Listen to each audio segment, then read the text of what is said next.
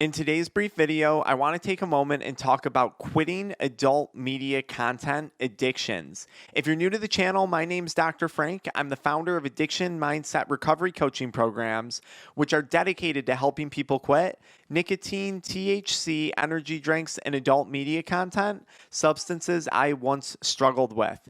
If you need help with those things, be sure to check out the pinned comment at the end of today's video to learn more about our one-on-one coaching programs.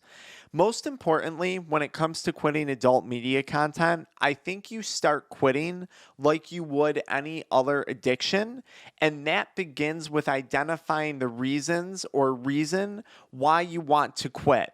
But unlike other drug addictions, I think with adult media content, it's really easy to take on other people's reasons for quitting. So, there's a ton of information out there on Reddit when it comes to quitting adult media content and reasons why. And there's tons of YouTube videos like this one where people talk about the reasons why they quit or why they would recommend quitting adult media content. What I found was I was taking on reasons that really didn't apply to me. Let me give you an example. If you don't see anything ethically or morally wrong with it, don't quit because someone else told you it's ethically or morally wrong. That's not going to be compelling enough for you. If you don't have a religious factor involved, you're obviously not going to be quitting for religious purposes. If it's not negatively impacting your relationship with your boyfriend, your girlfriend, your significant other, then you're not going to be quitting because it's having a negative impact on your relationship. Just because you read someone else's reasons on Reddit for quitting, don't make them your own, because you're not actually going to care about those things at the end of the day.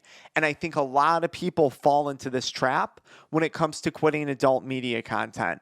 For me, if I'm going to be blunt, the primary reason I quit was because when I started quitting ADM, adult media content, I had already quit nicotine, weed, and energy drinks. And I wasn't drinking alcohol much at all.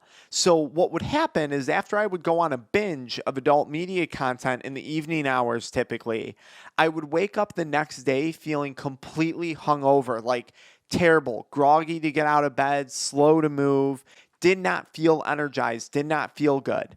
And being a guy that wasn't consuming nicotine, weed, alcohol, or energy drinks, there was no other substances in my body to be making me feel so crappy. So it was easy for me to then say, oh my gosh, this is having a huge negative impact on my energy levels. And that was something that was super important to me, especially as I was building my businesses and building my career up. So find a reason that applies to you right now in this very moment, because that's why you're going to quit. The other thing that bothered me was the use of my time. As I was growing my businesses, as I was growing my future, I knew that I could be using my time better. And that bothered me. So that was another reason why I personally quit. But think of your own reasons why. Maybe drop them in the comments below. I'd love to see what motivates you guys to quit this stuff. Going beyond identifying that, the next thing you're going to want to do is cleanse or really zip up your social media content. Now, I knew for me being in business, I didn't want to eliminate social media. I use social media. I enjoy social media, I'll be honest. But my YouTube, my homepage on there, my TikTok, my For You page, my Instagram, those platforms are tailored to things that bring me value. And I mean it. If you go on my YouTube, you're going to see videos about my hobbies, fishing and target shooting. You're going to see motivational speakers. You're going to see videos about addiction recovery, supplements, and working out. That's pretty much my entire YouTube homepage. That's all the shorts videos that I get, because I don't interact with things that are not going to give me value, because I know if I interact with one video of someone shaking their ass, I'm going to get 100 videos of someone shaking their ass.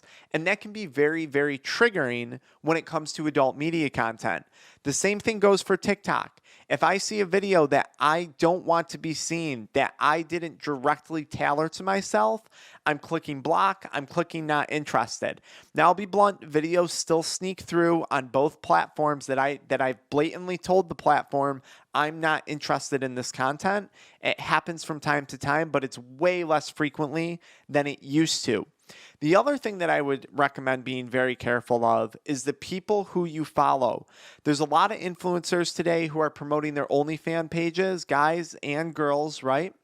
And this is a huge issue, in my opinion, because if you're following that influencer for fashion advice, or you think they're funny, but you're attracted to them and they're now promoting OnlyFans, that's going to be super triggering. And I actually think that's even more dangerous than watching adult media content on the Hub or other major platforms, because you now think that you have a deeper connection or a deeper relationship to that person than you really do, when that person wouldn't know the difference between you and one of the other 100 million of their followers, unless you were like a top spender on their OnlyFans account or something like that. So I think OnlyFans and the people that you follow online, you have to be so careful these days if you're struggling with adult media content.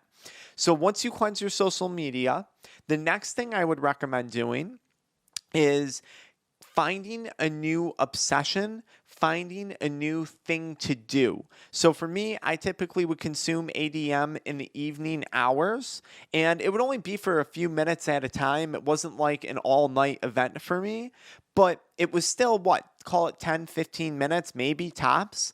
I had to find something else to do. I had to find a new obsession that was going to give me a high and give me a rush. For me, that became making YouTube content. It became making TikTok videos. It became writing emails to people in our email list about quitting nicotine, THC, energy drinks, and adult media content, which you guys can sign up for those emails in the pinned comment with our free workbook on quitting those things. I digress, but you got to find something else that you can be interested in and passionate about. Maybe that's reading books. Maybe that's playing music. Maybe that's exercising at night. Maybe it's meal prepping and cooking. I don't really know what's going to interest you, but you should find something else that you can engage in that's a healthier, more beneficial activity. For me, I took this to an extreme. I had such a vendetta against the time that I wasted watching adult media content that was poorly invested time. I wanted that time back. So I use that time with a vengeance now to build my business, to educate myself, reading books about nutrition, addiction recovery, how to grow a business, right? Reading books on how to just be a better person, how to be healthier. I love reading, editing videos, or partaking in my hobbies that I can do during the evening hours is how I've replaced that adult media content addiction. Now, the other thing you can do, kind of simpler advice, when you go to bed at night, or if you're going into the bathroom or wherever you normally consume content, I recommend keeping your phone elsewhere. So maybe instead of bringing your phone into the bathroom, maybe you have a pile of books in there or a few magazines that you can read. Maybe instead of putting your phone on your nightstand, you put your phone on the other side of the room and set your alarm in the morning. So you have to get up out of bed to go get your phone so you can't be tempted to watch adult media content at night. Now, I want to say this as well. Having a significant other can play a role for some people in quitting adult media content, but a majority of people that we work with at our offices, they're married, they've been in a long-term relationship, they have a family. So a lot of people are under this impression that, oh, once I get into a relationship, I'm not going to watch porn anymore if you're single.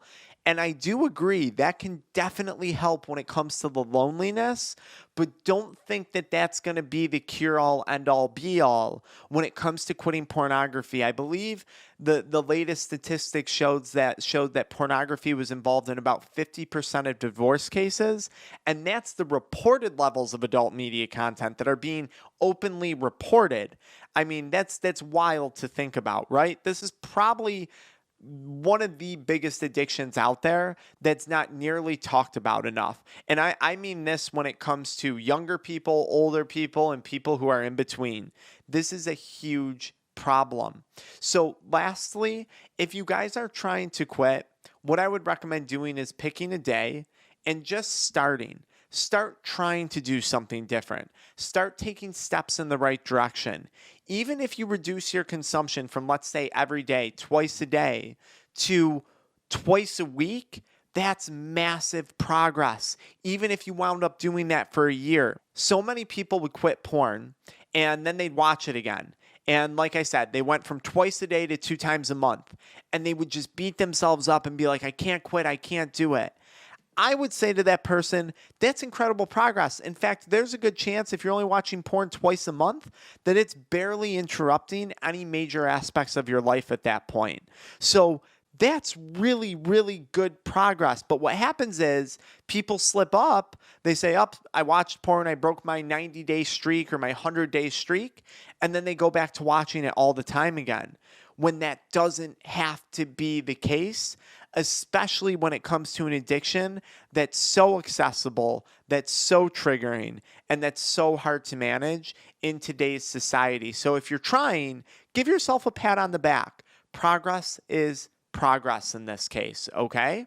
All right, guys, I hope you enjoyed this video. Be sure to check out that pinned comment if you need help with this and book a one-on-one call with our addiction recovery coaching services. I'll see you guys in the pinned comment.